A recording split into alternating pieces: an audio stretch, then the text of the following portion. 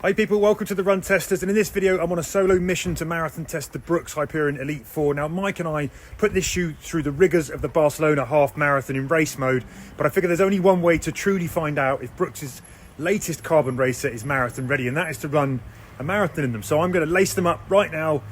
Well, I've already done that. I'm out. I'm going to hit the streets of London anyway for a solo marathon to find out. No timing mats, no aid stations. It's going to just be just me and the shoes and the 26.2 miles. So let's go get into it.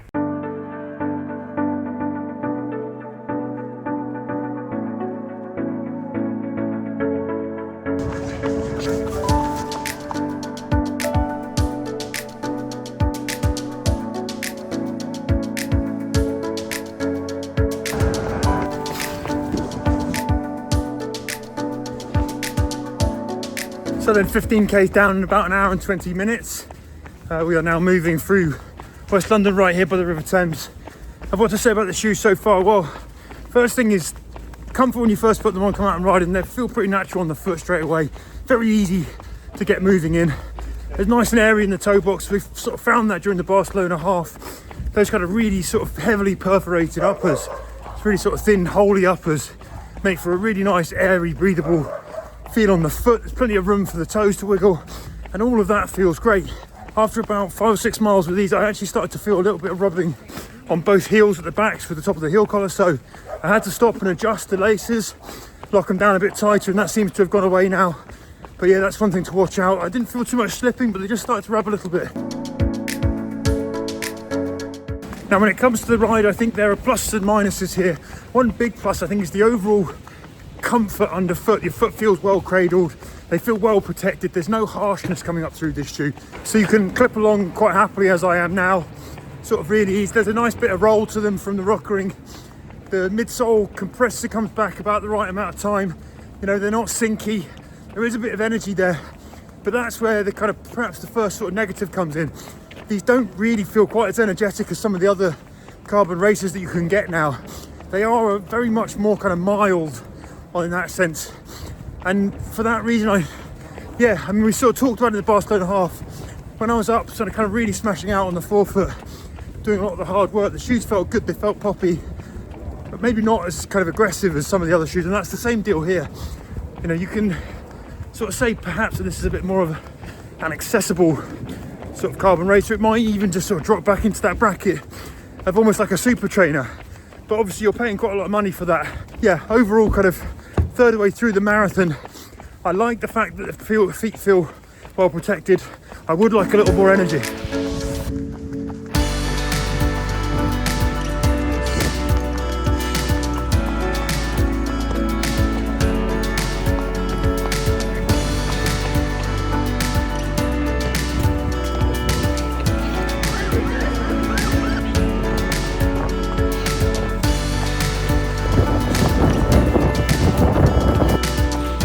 So 10k to go, we've done 32 in an hour, 2 hours and 56, and we're into the last 6 miles now. And basically the story of the shoes is pretty much the same in those last, I guess that kind of middle chunk of 14k's, where I felt a bit leggy, felt a bit tired, obviously ran quite fast 10k 3 days ago, so probably not the ideal time to come out and be doing a marathon test of a shoe. But anyway, what I wanted from these shoes was a little bit of energy, a little bit of pop, a little bit of give back for legs that are moving okay, but they are tired. I'm just not getting as much of it as I'd like. I do think that these shoes, these Brooks Hyperion Elite 4, require you to be up and moving fast to get the most energy out of them. You've got to be on your forefoot, you've got to be using that ground contact time to get the energy back. They are not going to do all the work for you. They are wonderfully accommodating though. 8:49. So for the pace that I've been running at the moment, they've been doing absolutely sparkling job. There is a little bit of wobble, not the most stable shoes overall, but they cope well with some off-roads that I've done. And here I would like a little bit more though. It's the same sort of story. The heel rubbing has kind of eased off mainly, and yeah, I'm just now really relying on the softness of the cushioning, that you know, there's no harshness here, it's just nice and comfortable. And again, I think if you're looking at a marathon where you're hedging your bets about how it's going to go, and you're not sure about going for one of those carbon races that really requires you to be running with good form, this one is going to be a little bit more of a safety net. But anyway, my arm aches like hell, so I'm going to do my last 6 miles.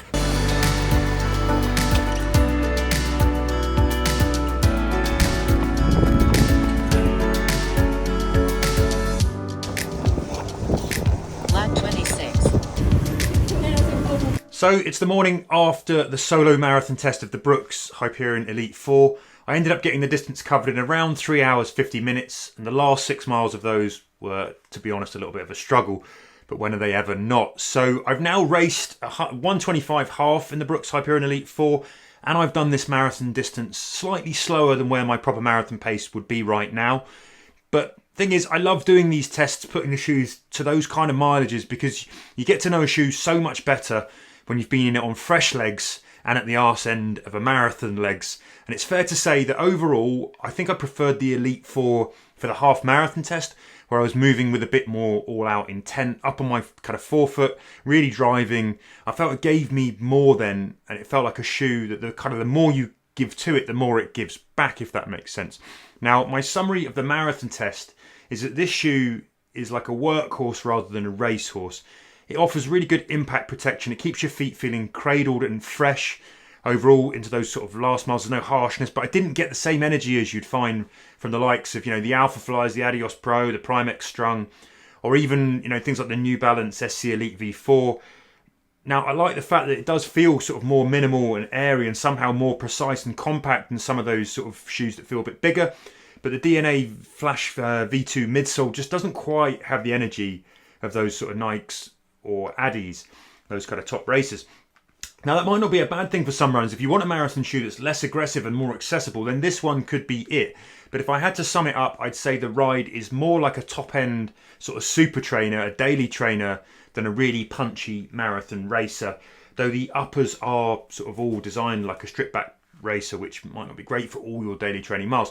So I don't think this would be my marathon shoe of choice, and I think for the price, it's a hard one to recommend. Shoes like the Saucony Endorphin Speed 4 might be a better bet for overall, which you can take from training through to racing. And if you're after a carbon race shoe, there's a long list of compelling rivals at this price or close to it. Hoka Rocket X2, the Adios Pro 3, Vaporfly Next Percent 2 if you can get an older generation. The New Balance SC Elite V3 is another older generation shoe that's good. Asics Metaspeed Sky Plus, to name a few. So there you have it. That was my slightly off-the-cuff midweek marathon test of the Brooks Hyperion Elite 4. Hope you found it useful. Please hit like if you did. Share it with some other runners who you think might be considering these shoes or interested to know. That'd be really helpful for us. Also, hit subscribe if you haven't already. That way you'll be able to hear about other videos when they land on the channel. If you want to know how the Hyperion Elite 4 performed over the half marathon distance, Mike and I ran that, and I'm popping a video up on the channel right now. Otherwise, as ever, thanks for watching, and we hope to see you again soon on the Run Testers. Happy running, people. Good luck if you're training for a marathon out there. Go and get it.